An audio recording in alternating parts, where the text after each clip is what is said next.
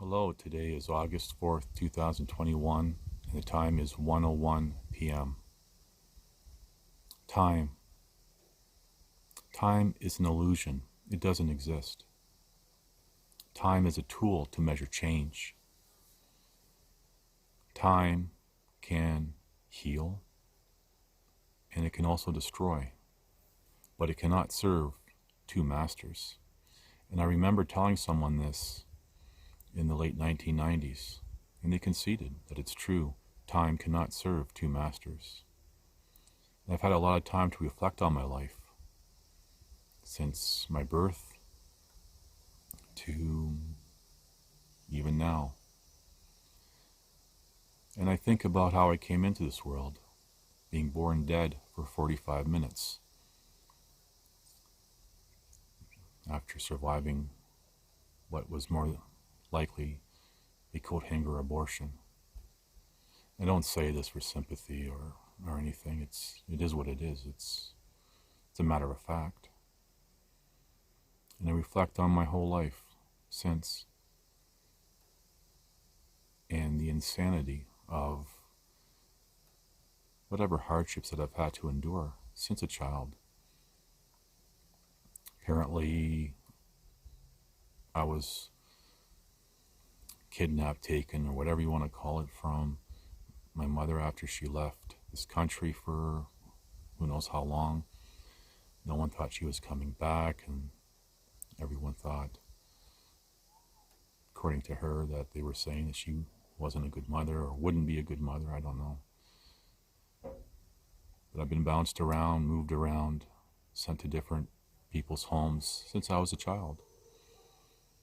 And then compound that with sexual abuse by various people throughout my childhood. And I just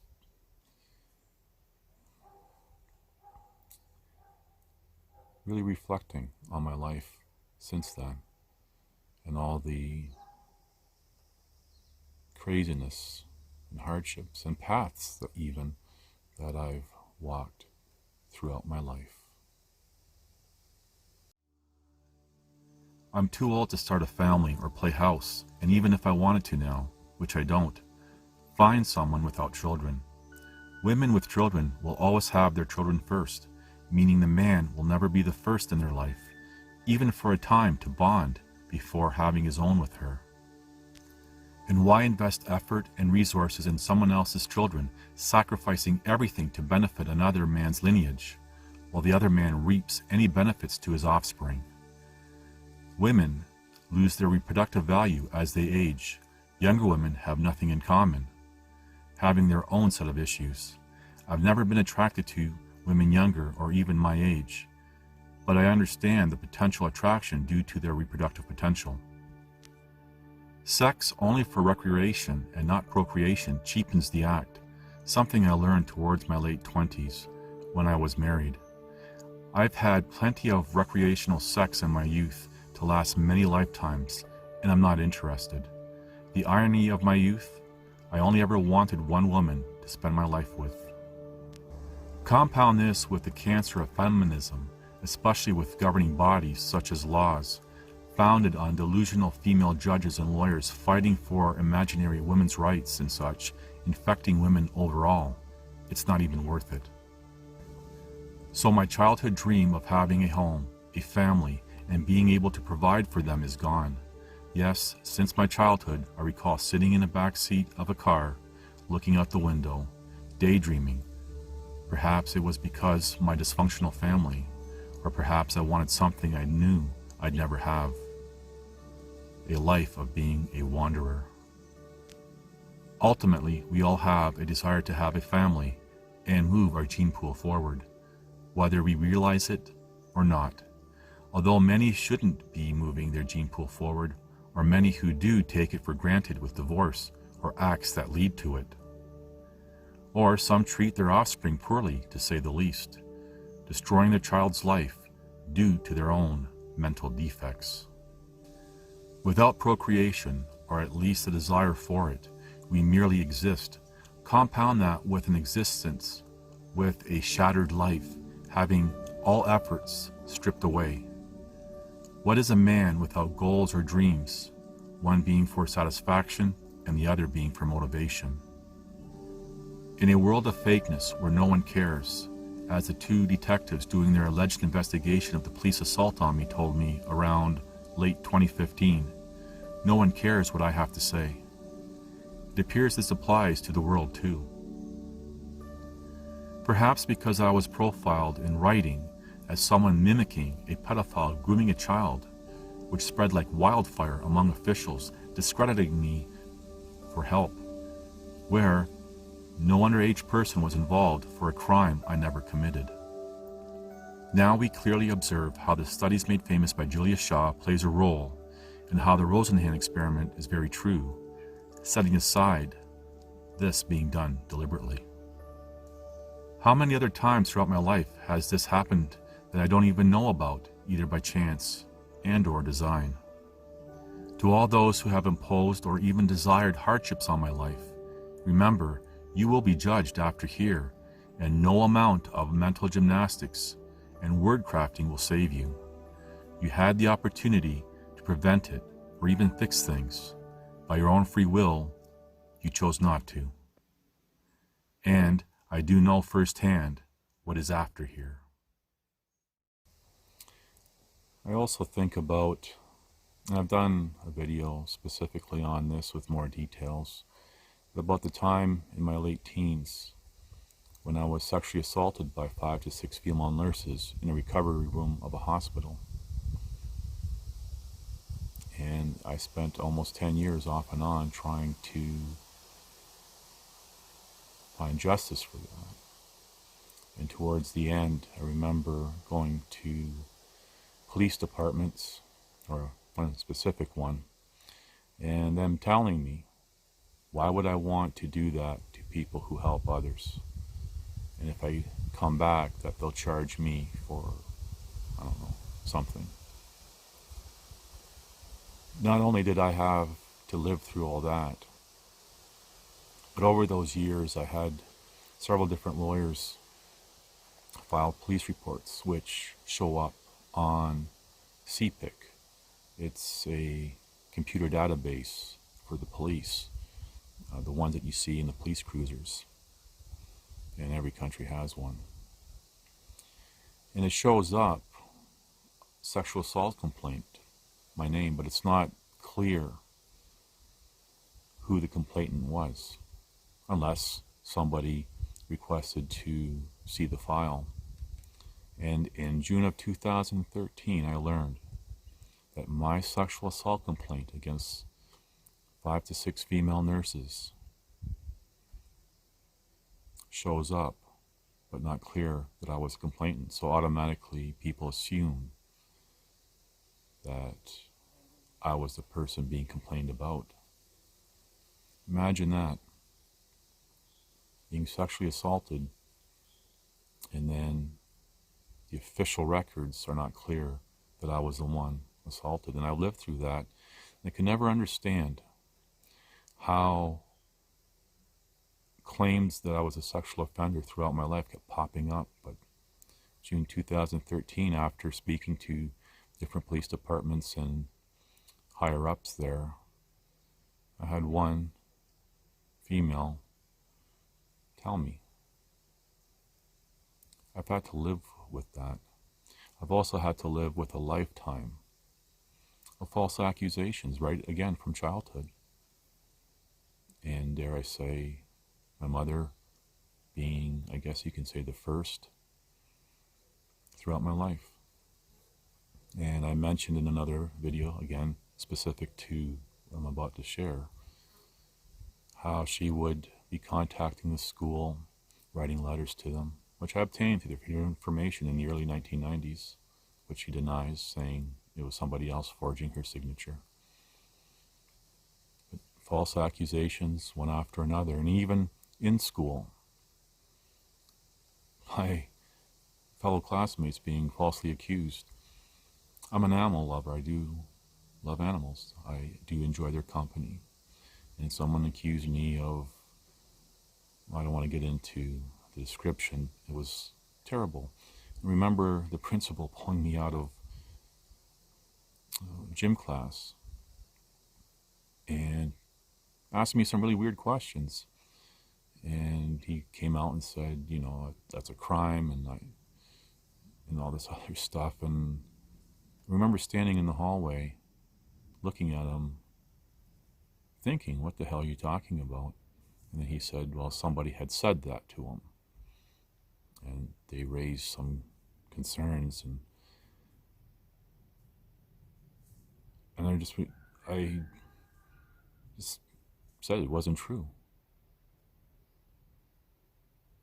And I don't know whatever became of that. I remember just went back into gym class, and that was it. So false accusations. And the first, I suppose, real false accusation outside of my mother would have been in the late 1980s. An older woman she actually left her husband for me, and she was, looking back now, I can see she was completely batshit crazy. And I remember one night I came home from the gym, and I mentioned this in another specific video to this, and some guy, he was driving a white van or something, was dropping her off. So she ended up moving in with me for, I don't know, about a month, and I said, you gotta leave. And she didn't like that too much. And then she would call around to different friends, and a friend of mine, his girlfriend, called me one day and said, so-and-so called, and this is what they're saying. You know, you're lying that, you know, you're still not pursuing her. And I actually had another girl with me that had spent the night, so we showered up and got dressed and went to this crazy woman's house or place. She had an apartment, and she moved. I didn't even, it took me an hour or so that morning to find out where she lived, and she happened to move just down the street from me. So I had this woman with me. We went over together. I knocked on the door and told her to leave me alone, leave my friends alone, etc. And without getting into all the details about it, we left. No incident. Apparently, she went to my buddy's girlfriend's house, who had called me, telling me all this. And on the way there, she ran into a really good buddy of mine at the time on the road. And I guess they talked for about half an hour or whatever. And he apparently said, yeah, everything was fine. And then this crazy female went to my another buddy's girlfriend's place, and sat with her for the afternoon. Well, that evening, around 9 o'clock, a friend of mine who is a police officer knocked on my door in uniform, and he looked kind of worried, like he was really upset that he had to do this. He said that she accused me of assaulting her. And that lasted, that was dragged on for just over a year. And I was charged for assault or something. Anyway, as it comes out, my lawyer that I had at that time had said to plead to Section 11B charter argument. And he said, it's like it never happened. It's like you're innocent. He basically lied to me. At the time, you know, I'm young and stupid. I didn't understand the consequences of all that. So anyway, I said, yeah, sure. And then we were outside of the courtroom, and the crown prosecutor, was yelling at this crazy female because, as it came out, she was seeing some other guy, and he got upset with her that I was there. And I don't know, obviously I don't know what she told him, why I was there with this other girl. and he took it out on her. And then she turned around and tried to blame me, and I didn't understand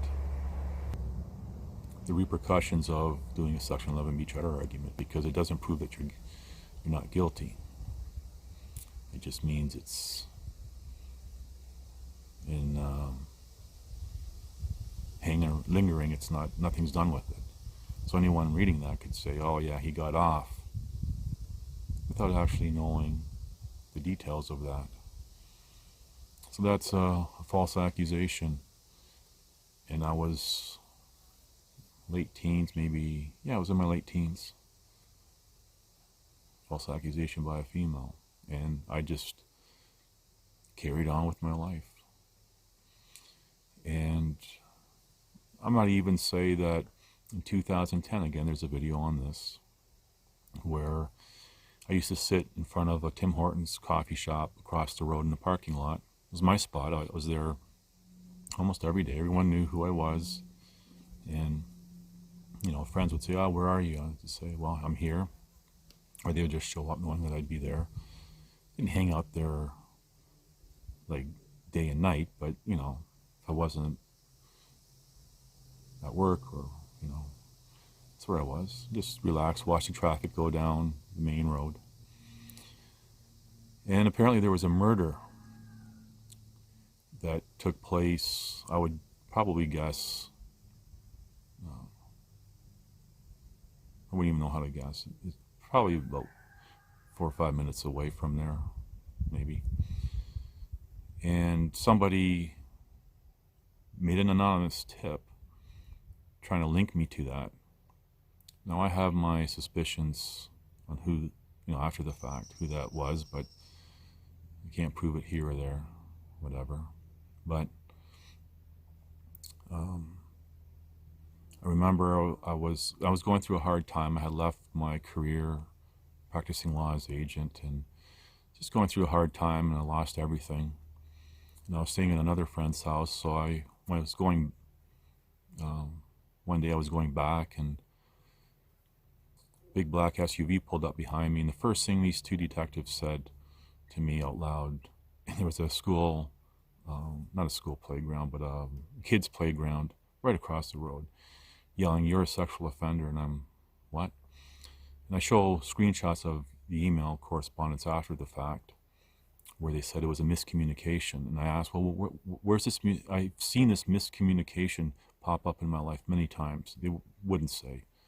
Everyone just kept directing me here. You know, you got to talk to this police department. Not and never got a straight answer until June 2013. And and even in the email, they were satisfied. I was one of 1,600 people apparently interviewed, and I was only interviewed because of this anonymous tip. 2 years later, I move across country, and I get a call from another detective who remembered me when I had a placement prosecuting. I guess he was a court officer. He remembered me. I didn't remember him because, and there's a video again with the audio of this conversation. And he's following up on this murder 2 years after the fact. And I'm thinking, yeah, okay, you know. And I remember asking him, was I a suspect? He said, no. Should you be? It just, you know, the mind games and everything else. So 2 years after the fact, after I thought it was all resolved.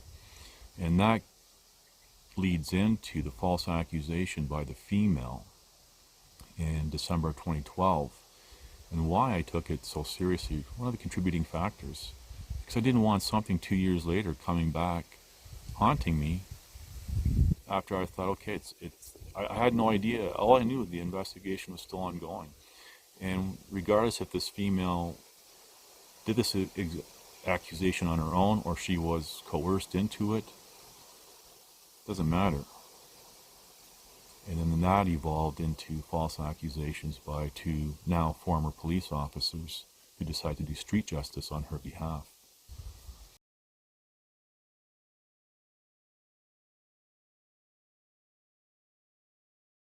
Of the disclosure package, which some of the contents wasn't given to me during the trial. And a police profiler made an uninformed conclusion about me, my character, whatever, based only on the former officer's notes. And this report was concluded at 9:10 a.m. the next day, several hours after I was released from the police station. I would have been at the hospital around that time. I'm going to read this line.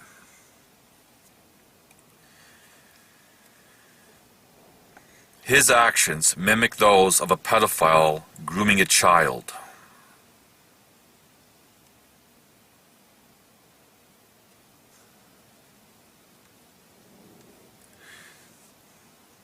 It's the first time I read it not too long ago. I'd never seen that before. Somehow,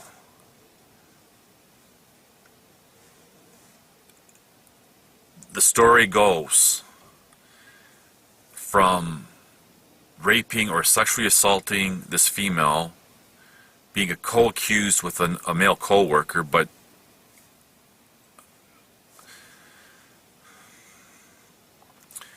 to that. And over the years, I couldn't understand why all four of the lawyers that I had and the Crown Prosecutor's Office and everybody that I talked to, everybody,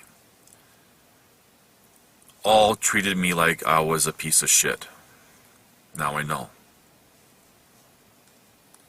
That person who made that report never talked to me, made this conclusion solely based on, and it's very clear in the whole document, based on what the former officer stated.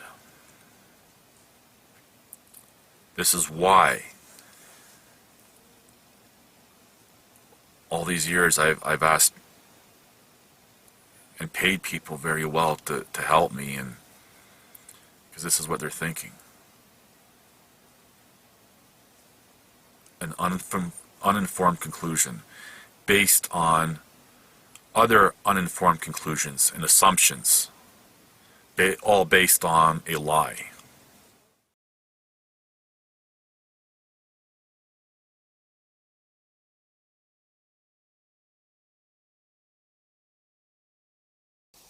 And then that evolved into false accusations by two now former police officers who decided to do street justice on her behalf. And so a whole lifetime. And right now, as I'm talking, there's a deer to my right.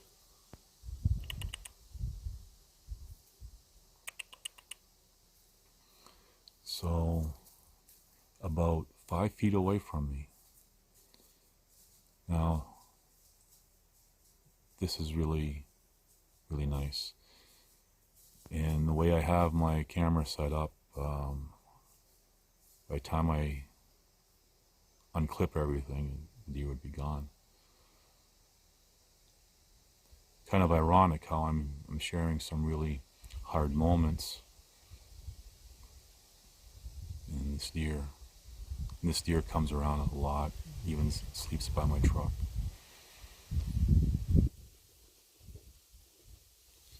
Anyway, I